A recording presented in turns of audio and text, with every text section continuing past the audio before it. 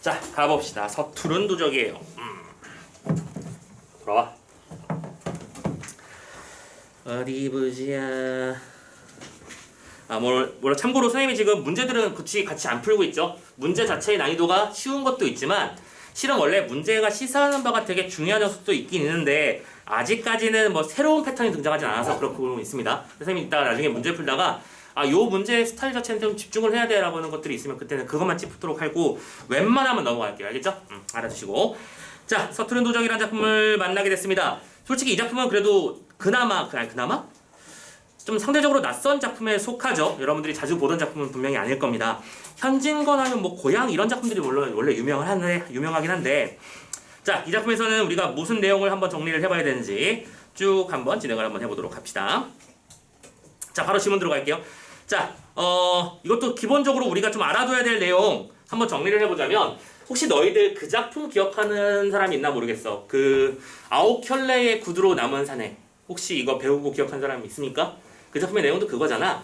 우리 집에 새들어 사는 사람이 그치? 그 어떤 사회적 문제 때문에 졸지에 거지가 돼버렸고 그 상황에서 자신의 아내가 임신을 했는데 그 임신 상태에서 수술을 하지 못하면 죽게 되는 상황. 그러다 보니까 어쩔 수 없는 압박 속에서 주인집인 우리 집을 습격해가지고 덜덜 떨리는 손으로 돈을 가져갔는데 결국에는 그 사내는 다시 하는 우리 내 눈앞에 보이지 않게 되었고 나는 그래도 나름대로 그 주변에 수소문을 해가지고 돈을 구해가지고 아내를 살리긴 했습니다만 그 남자는 결국에는 그 구두만 남겨놓은 채 행방불명 되었다라고 하면서 끝나는 그런 소설이 기억나는지 모르겠어요. 딱 그거랑 비슷한 코드라고 생각하면 돼요. 이 내용 자체가. 뭐라고 해야 되지? 이 중산층의 의식과 하층민의 의식이 선생님이 VS라고 쓰긴 했지만 대립한다기보다는 상대적으로 이쪽에 대해서 연민과 똑같이 안타까움이라고 하는 코드를 가지고 진행되는 작품이라고 생각하면 뭐 중심축은 어렵지 않을 거예요. 뭐 핵심 얘기는 딱 그거거든. 할머니가 처음에는 불쌍해서 거들어주면서 우리 집에서 먹고 살게 해줬는데 점점 더 많은 것을 요구하다가 나중에는 도둑질까지 하게 되더라.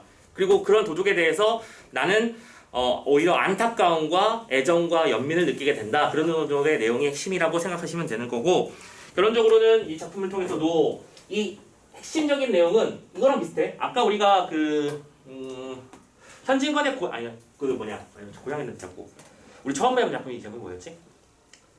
오늘 방금 했던 게 뭐였냐? 황소관 나오는 거 뭐였지?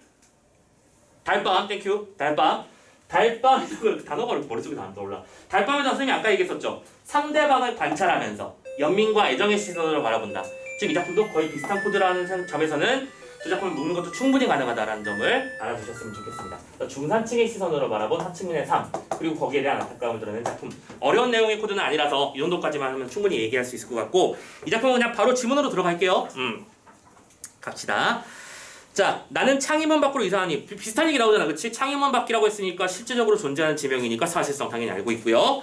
집안일 일을 해줄 사람이 없자 도심에서는 멀지만 시골에서 가까운 나의 집에 일을 하다 왔다가도 오래 있으려 하는 사람이 없었기 때문에 이런 고생을 하고 있었죠. 그런데 힘겹게 연이다 어떤 할멈 한 분을 일하는 사람으로 맞아들이게 됐습니다. 그쵸? 나의 집에 할멈이 쉽게 말해서 집안일을 돌보는 어떤 집사 같은 개념으로 취직이 된 거예요. 그렇다고 내가 무슨 갑부는 아닙니다. 아시겠죠? 집안에 우리 그런 거 있잖아. 남편과 아내가 둘 다 일을 하고 있으면 집에서 애를 돌보거나 가정일을 돌볼 사람이 없으니까 돌보미 서비스를 신청하는 것처럼 그 정도의 개념으로 생각하면 돼. 자, 아내의 전하는 말을 들으면 하면서 시작하고 있어요. 자, 땡땡땡땡 들으면. 자, 앞에서 했던 얘기랑 되게 비슷한 얘기가 반복되는 거 보이시죠? 들으면이라고 했으면 이거는 역시 뭐야? 객관성 확보의 장치이면서 사건은 지금 이건 미리 말씀드릴게요. 요약적으로 제시해주는 구절이 될 거야.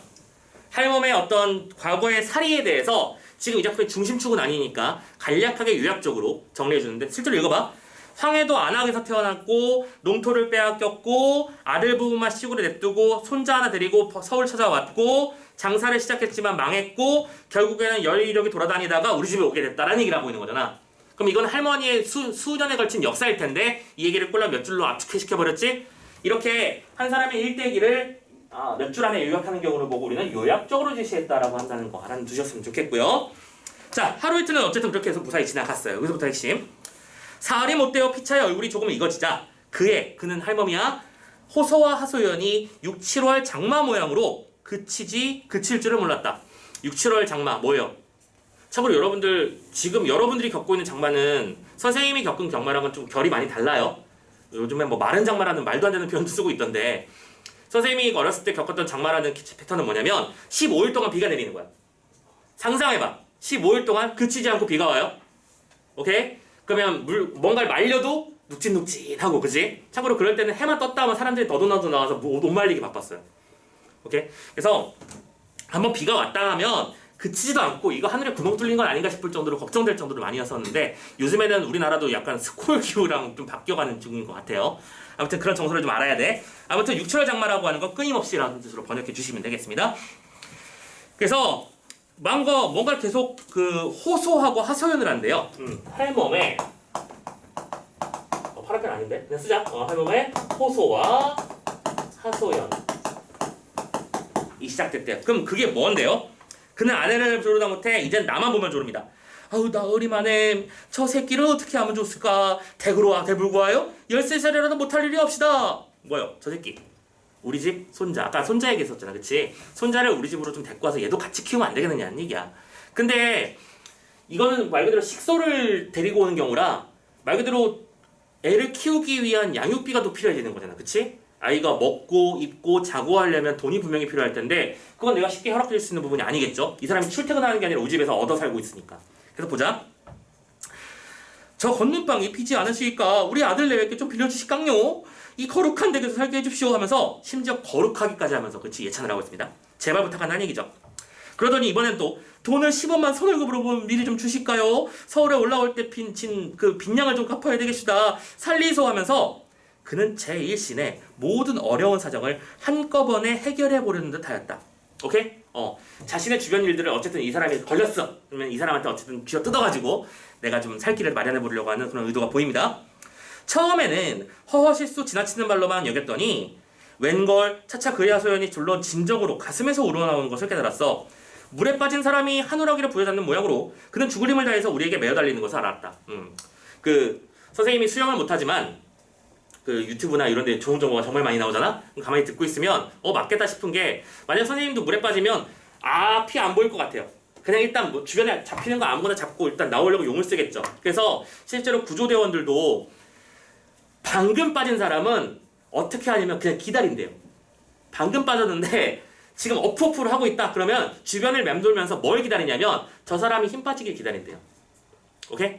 그래서 힘이 빠지면 그때서야 가서 데리고 나와서 그 물 태워내게 만들고 그 다음에 구출을 하는데 왜 그러냐면 아무리 훈련받은 전문 요원이라고 할지라도 사람이 의성을 놓고 막 허우적거리면 정말로 동시에 둘 다 죽는 경우가 아주 태반이라고 하더라고. 그래서 일부러 힘 빠진 다음에 구출을 하거나 아니면 두 번째 방법 주변에 위험 상황이 벌어져 있는데 어프어프하고 있다 그러면 어떻게 하냐면 가서 기절시켜버린대요. 이게 목을 잡고 이렇게 좀 누르고 있으면 사람이 기절을 하잖아. 그래서 기절시킨 다음에 데리고 온대요. 오케이? 같이 안 죽는 방법으로 그런 얘기를 하더라고요. 물에는 빠지면 안 돼요 진짜. 일단은 물을 멀리 하시고 선생님 물이 무서워. 왜 재난영화 보면 다들 이렇게 수영하느라 바빠 그지? 선생님은 재난영화 같은 상황이 돼서 홍수가 나고 물바다가 되면 그냥 되게 슬픈 얘기인데 죽을 것 같아. 수영할 자신이 없어서. 수영 무서워. 선생님은 어렸을 때 해수욕장에서 한번 빠져 죽을 뻔한 경험이 한번 조금 있어서 약간 트라우마가 있어가지고 그냥 무섭더라고 물을 보면. 덜덜덜 해요. 자 아무튼 간에 자 다시 그래서 어쨌든 물에 빠진 사람이 이제 매달리는 것처럼 매달리고 있습니다. 그러나 우리에겐 물론 그런 여유가 없죠. 다달이 몇 푼 월급으로 겨우 꾸려가는 우리에게 그의 손자를 기르고 그의 아들 부부를 살릴 힘은 어디를 쥐어짜도 나올 턱이 없었어. 식구래야 우리 내외 5살 먹이 딸 하나 집이 멀고 명색이 밭이라고 산기 살기 몇 구랑 있는 탓에 무난심부름과 집 거두기에 여러 번 먹은 대욱이라는 아들을 들인 터이라 안짬자기 외에 사람을 더 줄 필요는 절대 없었다. 이게 뭔 소리냐면 나름대로 옛날에는 집에 장손이라고 하는 사람이 있고 이 사람이 그 집에서 가면서 전해지는 농토를 관리하면서 거기서 나온 산출로 제사도 지내고 이런 일을 했었거든.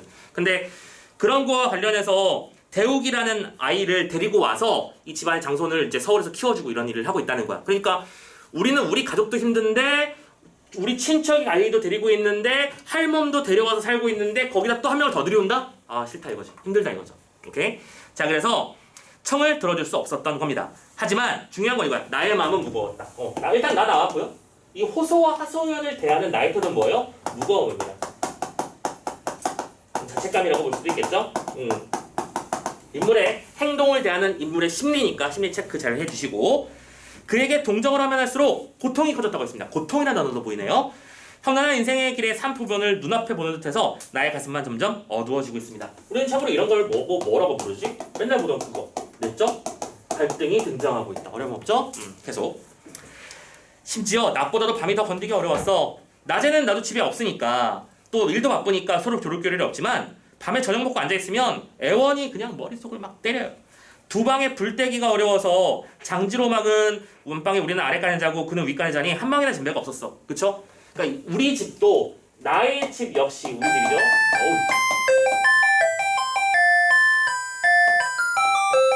존재감을 이렇게 세게 드러내도 되는 거야? 아무튼 간에 우리 집도 두 공간에 동시에 불을 때울 여력은 없다 이거잖아. 그치? 그럼 이것도 나도 역시 빈곤함은 아니더라도 힘겨운 삶을 살고 있는 중산층인 건 맞아요. 그쵸? 그러니까 방이 없으니까 한 방에 불을 떼고 그냥 칸막이 하나 정도 해놓고 그냥 같이 살고 있는 중이야. 그런데 그 할머니가 뭘 하는 거죠?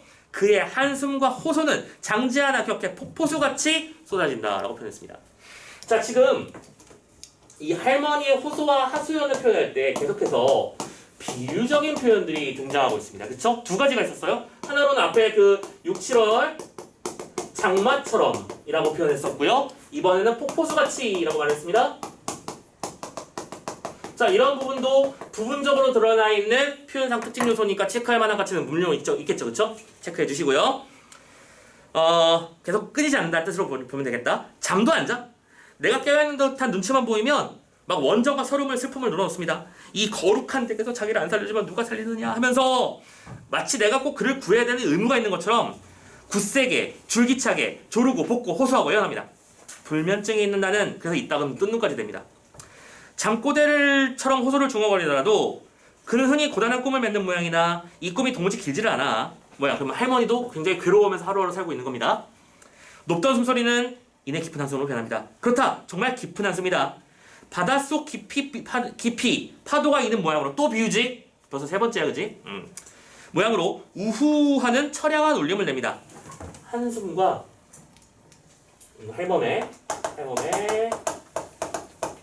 한숨과 울음. 야 울음이라고 해도 될까? 울림이라고 연결해보자. 그럼 여기서 할멈의 한숨과 울림은 역시 뭘 자극하는 소리로 왜 그래? 내적 갈등을 자극하는 소재로 작용할 수 있겠죠.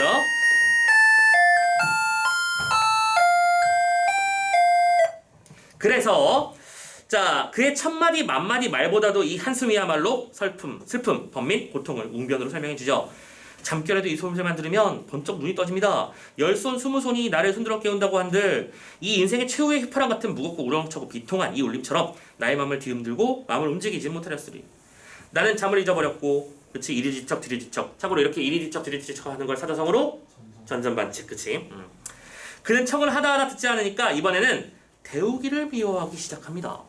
여기서부터 이제 선 넘기 시작하는 거 아닐까? 혹시 영화 기생충을 보셨는지 모르겠지만 그치 선이라는 게 있는데 그 선을 돌파하는 순간이 이 부분일 것 같아. 저놈만 있으면 내 손자가 여기 있을 수 있는데 라고 생각하는 모양이야. 새끼 밥 안 챙겨주고 된장찌개 하나 잘 안 만들어주고 또 나중에는 저애 다 컸으니까 어디 가서 재고 살 테니까 쟤 내보내자 하면서 또 아내를 졸랐던 모양이야. 눈 여린 아내는 처음에는 그를 할멈을 위해서 눈물까지 흘린 적이 있었지만 이 요구에는 어이가 없었습니다. 아니 아무리 제 자식을 위한다고 해도 어쩌면 있는 사람을 내보내라고 말을 해요? 다 같은 처지에 이 심청이 나빠. 심청은 심성을 뜻하는 겁니다. 심청이 아니고요. 하면서 눈밖에 났고요. 열흘째 지났습니다. 손자보고 오겠대요. 허락했죠. 그래서 어쨌든 나도 잠을 못 자고 나서 뒷동산 한 바퀴 쑥 돌아오고 왔는데 아내가 파랗게 질러서 뭐라고 떠드는 소리가 들렸어. 이게 뭐냐면 할멈이 나간 뒤에 바깥 나갔더니 마룻바닥에 웬 쌀알이 흩어져 있는 거야. 그걸 보니까 쌀이 줄을 그은 것처럼 쫄쫄쫄 흘러져 있고 하도 이상해서 할멈 뒤를 쫓아가 보니까 할멈의 품속에 쌀을 감춰둔 것이 발견된 거지. 그는 헌털뱅이 전대 하나를 주워서 전대 그러니까 속주머니 같은 거야. 그걸 주워서 쌀에 불룩하게 집어넣어가지고 가슴 밑에 찾는데 전대에 구멍이 뚫어져서는 그의 걷는 대로 쌀이 흐르게 된 거죠. 자, 참고로 지금 할멈은 무슨 일을 했어? 도둑질을 했어요. 근데 그 도둑질이 굉장히 뭐예요? 허술했죠. 그쵸? 완벽하게 숨겨왔으면 걸릴 일도 없는데 그 전대도 하필이면 구멍 뚫린 전대를 가져간 거야. 그래서 이 작품의 제목이 뭐다? 서투른 도적이야. 이 서투른 도적은 누굴 뜻하는 거였지? 할멈을 뜻하는 거였고, 이 할멈의 도적질은 말 그대로 자신의 생계를 잇기 위해서 아나무인, 그치? 염치불구하고 하는 행동이었던 거죠. 확인되셨죠? 나는 그대로 출근했다가 할멈 물어봤더니 훔칠 쌀을 내어놓고 100배 사죄한 다음에 손자한테 가버렸대요. 손버릇 나쁘니까 집에 둘 수는 없어서 날짜 따져가지고 월급까지 줘서 아주 그냥 보내버렸답니다. 오케이, 선 넘었죠.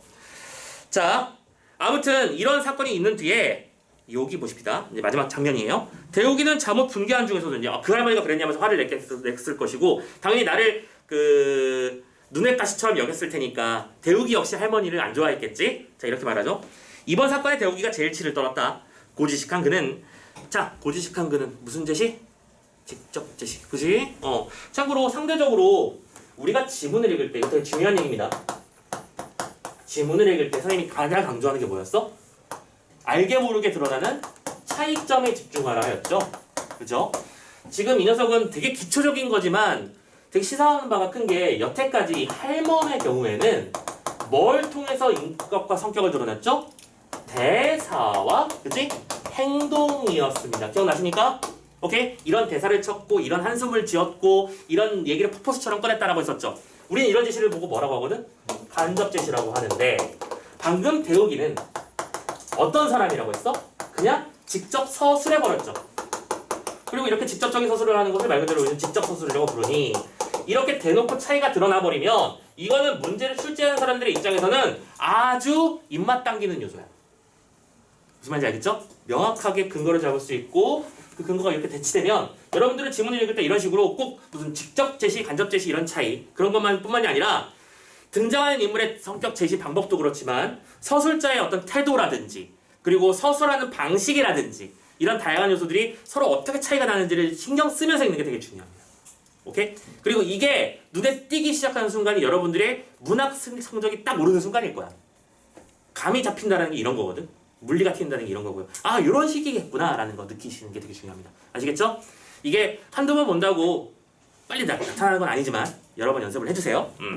아무튼 간에 계속 가봅시다. 그래서 고지식한 그는 그런 짓을 하니까 없는 사람이 대접을 못 받는다고 펄펄 뛰면서 할멈을 맞대놓고 욕짓거리를 하면서 징역을 살린다고 으름장을 놓았습니다. 그런데 물론 이 부분은 똑같은 장면, 그러니까 간접 제시에 해당하는 부분이죠. 알아두시고, 나는 그 할멈의 한 일을 서투른 도적의 노릇으로 웃어버리기에는 너무 마음이 저리었다. 이번에는 마음이 어디로 쓰겠냐? 마음이 저리었다. 지금 단어들을 보면, 자, 할멈을 대하는 세 가지 태도가 등장하고 있어요. 그쵸? 차이점이죠? 보이셨나요? 할멈이라는 인물에 대해서 세 명의 태도가 등장했습니다. 나와, 아내와 대우기. 그리고 이 차이점 굳이 길게 쓰지 않아도 이해되셨죠? 아내는 상대적으로 중도적 입장이었어. 처음에는 안타깝기도 했지만 귀찮기도 했고 뭐 그런 느낌이었는데, 대우기는 펄펄 성을 내면서, 그치? 물론 할멈의 자초한 일이긴 합니다만 적대적인 입장을 보였고 중도적인 입장을 보였다면 나는 연민의 시선을 보였잖아. 오케이? 이렇게 인물 간의 태도의 차이가 나타나는 것도 차이점 요소가 되는 거니까 출제 요소가 될 수 있음을 신경 쓰면서 읽어주십시오. 자, 아무튼 너무 마음이 저리었다. 이 말이 그 근거가 되는 구절이 되겠죠. 대역의 말 맞다는 할멈은 파출소를 건넸을까? 아무도 원래 안전하게 제품 속에 든 동전세푼이 귀신 아닌 사람에게 발걸되리라고 믿었을까?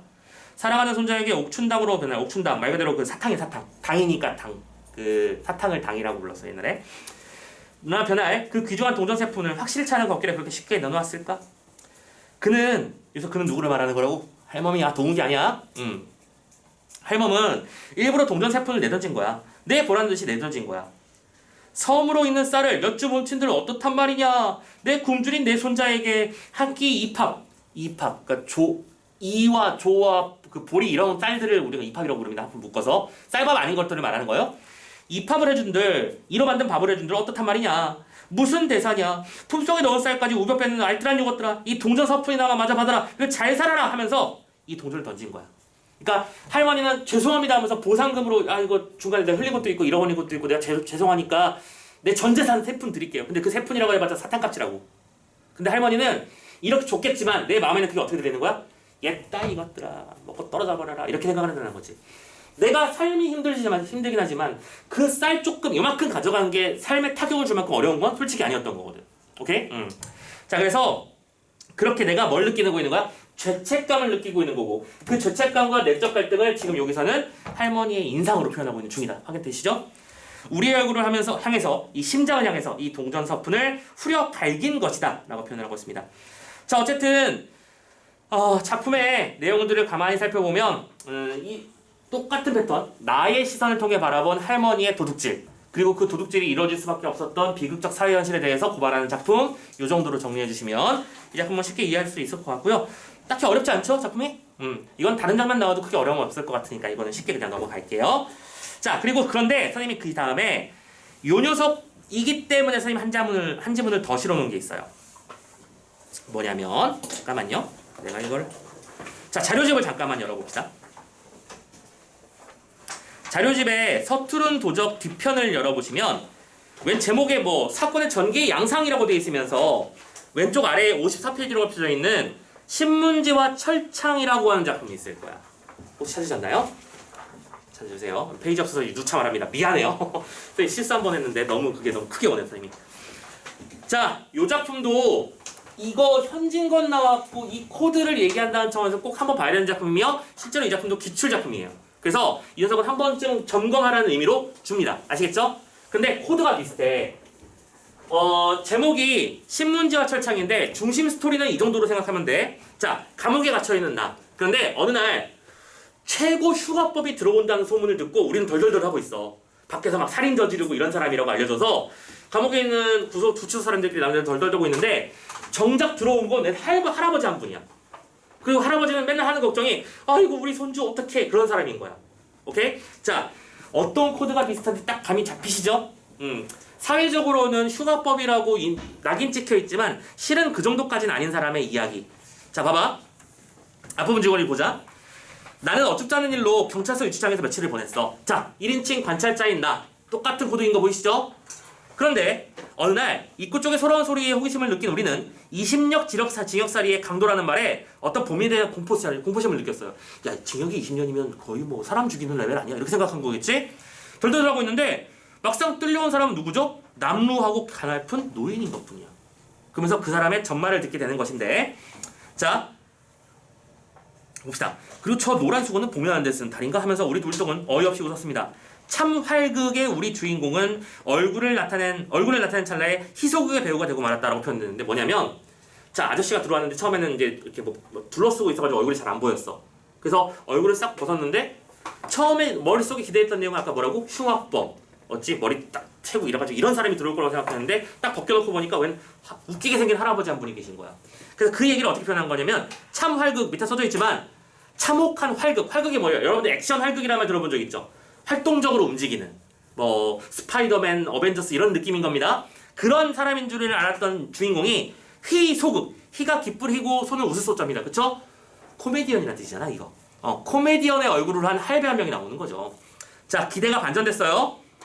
자 아무튼 담장에 미쳐주고 간 대로 쓰러져 있던 노인은 몸을 일으키더니 아 이놈의 새끼들이 이게 무슨 지랄이고 백주에 시험은 사람을 가다고 이 마른 날에 배럭도 안 무섭나? 하면서 혼자만은 중얼중얼 거리고 있습니다.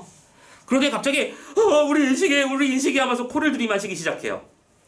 고받은 어깨가 더욱 둥그러지며 가늘게 떨리는 모양 블라블라 넘어가고 우리 주인공은 3번으로 변했습니다. 참활극의 히어로로 등장했다가 희극의 배우로 바뀐 뒤 이번에는 비극의 주인공으로 바뀌었죠. 오케이? 인물에 대한 인식이 주변의 시선에 의해서 계속 바뀌고 있습니다. 그러면서 이런 말을 합니다. 이 시기는 누구냐? 내 손자지 누구라. 지 어미가 100날 만에 유종을 알아서 죽고 내 등으로 금년까지 3살까지 업어 키웠구만. 내가 오늘 밤 밥을 안 얻어주면 우리 인식이 죽어. 근데 자 그 다음에 정체가 나와요. 그러면 밥이나 얻어가지고 갈 일이지 남의 집 신문을 왜 훔쳐? 이 아저씨 왜 잡혀온 거야? 신문지 훔치다 잡혀온 거야. 그죠? 그랬더니 내버린 거니까 주웠지. 밥을 싸가지고 가려고 주우려고 그래서 주운 거야. 난 이게 도둑질이라고 생각하지 않았다고. 버려져 있길래 땅에 있길래 주웠어. 이렇게 말을 하고 있는 겁니다. 우리 주인공의 수수께끼가 한 겹, 두 겹 풀리기 시작했고, 자 이렇게 해서 사람들은 그 노인에 대해서 안타까운 심정, 연민의 심정을 가지게 됐었는데, 자 이거랑 비슷한 코드라고 했었지. 그래서 같이 본다고 했었잖아. 결정적인 사건이 벌어져요. 밥을, 그러니까 그 배식이 공동 배식으로 들어올 거 아니야. 그 밥을 몰래 꽁쳐가지고 뭐 같이 가지고 있는 거야. 그걸 딱 걸려버린 거예요. 알겠죠? 또 밥을 혼자 걸렸습니다. 다음 중략 다음 좀 보세요. 노인 편 들었던 사람들이 머쓱해집니다. 허허 별일이야. 아이 그까짓 콩밥을 왜 감춰? 아이 재벌에서는 어쩔 수 없어. 저 새끼는 평생 도둑질을 하라고 그래. 이렇게 막 서로를 까고 있는데, 자 그 노란 수건은 어디 갔나 했더니 콩밥 싸는데 썼구만. 아이고 나이 이런 애도 그 지가 생각머리가 없어. 관 속에다 쳐들려나? 하면서 사람들이 뭐하고 있어? 동정과 호감을 주었던 만큼이나 비난과 비웃음도 커져버렸지. 그리고 뒤에 써져 있지만 자기 자식 주려고 하는 거야 지금 이거. 어떻게든 그 밥을 전달해주고 싶어서. 그죠? 손주 주려고. 자 중요한 건 뭐예요? 주변의 시선들이, 나를 제외한 주변의 시선들이 이렇게 변해가고 있는 세태를 또 보여주고 있는 거야. 그래서 밑에 보시면 손바닥 뒤집는 듯이 돌변한 그들의 태도에 분개하느니 차라리 그 노인을 위해 슬펐다. 나의 심리는 뭐다? 연민이잖아. 같은 코드죠? 이때까지 동정을 아끼지 않던 마지막 동무까지 잃어버리고 쓸쓸한 사막에 외로이 제길을 걸어가는 성전의 모습을 보는 듯한 슬픔이 나의 가슴에 북받쳤다 하면서, 자 작품의 전체적인 코드를 잡을 수 있어요. 그래서 자 서투른 도적하고 그 신문지와 철창이라고 하는 어떤 작품 두 개를 빠르게 한번 비교를 해봤습니다. 그런데 자 이 두 작품을 통해서 우리가 해야 될 얘기는 뭐냐면, 이 두 작품의 공통적으로 드러난 코드가 무엇인가? 현진권이라는 작가가 이런 두 작품을 통해서 보여주고 싶어했던 바가 뭔가를 따지는 것인데, 바로 갈등 요소예요. 선생님이 아까 말씀드렸지만 이 작품에는 분명히 내적 갈등이 있다고 말씀드렸습니다. 맞죠? 오케이? 자, 내적 갈등이라고 하는 건 서술자인 나의 가슴 속에서 짚히는 대상에 대한 적개심 혹은 부정하는 마음과 동시에 일어나는 연민, 안타까움 이런 거였잖아? 근데 그 중에서 나는 그 연민의 포커스를 맞춘 거였고, 근데 이 작품에는 이런 내적 갈등만 있느냐? 아니지. 외적 갈등도 존재해요. 바로 이 작품의 주인공인 할머니나, 그렇지? 이 할아버지. 공통점이잖아. 이 사람들은 공통점이 뭐예요? 사회적 약자예요. 이 사람들은 전부 다 도둑질이라는 공통 코드를 가지고 있었습니다. 그쵸? 사회적으로 부정적 행동들을 했었어. 근데 그 도둑질이 다른 사람을 괴롭히기 위한 도둑질이었나? 혹은 내가 혼자 잘 먹고 잘 살기 위한 도둑질이었나? 아니죠. 자기 손주들 챙기는 사람들이었던 거잖아. 자신의 혈육을 위해서는 도둑질도 마다하지 않을 수밖에 없었던 사회. 그러면 이런 사람들이 등장하는 것 자체는 뭐에 대한 비판인 거야? 사회에 대한 비판이잖아. 이해되니? 그럼 여기서 말하는 내적 갈등의 코드는 뭐가 되는 거야? 인간과 사회의 갈등 요소가 되는 거지. 무슨 말인지 이해됐나? 이 작품의 근본 코드는 인간 대 인간의 갈등이 아니야. 인간과 사회 간의 갈등. 그리고 그 인간과 사회 간의 갈등의 축을 바라보고 있는 나의 내적 갈등. 무슨 말인지 이해되셨죠? 이런 두 개의 코드가 동시에 존재한다는 거. 자, 같이 잘 신경 써주면 좋겠고, 이렇게 말을 한번 했으면 언급이 돼서 시험에 나오면 참 좋겠는데, 선생님이 쓸데없는 데서 이런 걸 잘 맞추거든? 보통 용어나 구문에서 이런 게 한 문제 갖고 이런 식으로 말하는 건 항상 하나씩 걸리더라고요. 아무튼 간에 나올지도 몰라라고 생각하시고 봐주셨으면 좋겠습니다. 다 들으셨죠? 오케이. 세 번째 작품도 끝! 자, 빠르게 또 네 번째 작품 넘어갑니다.